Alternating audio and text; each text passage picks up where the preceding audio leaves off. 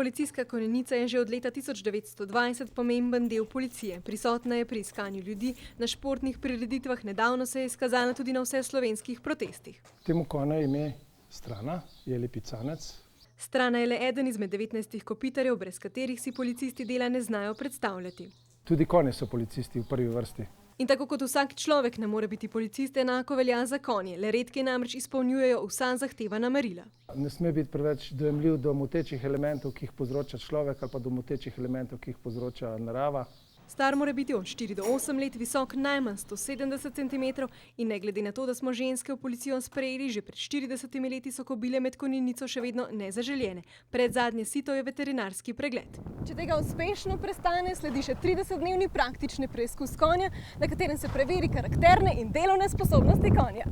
Na podlagi teh se izračuna nakupna cena, doseže lahko največ 100 točk, ena točka je vredna 65 evrov. Za popolnega konja policija tako odšteje največ 6500 evrov. In kakšen je takšen konj? Takle, ki je ta. Če dajo toliko, ga dam. Ceno konj določata predvsem trg in pedigre. Pri konju je, ne glede na to, ali je to rekreativen konj, ali je to športen konj, je pomemben karakter konja.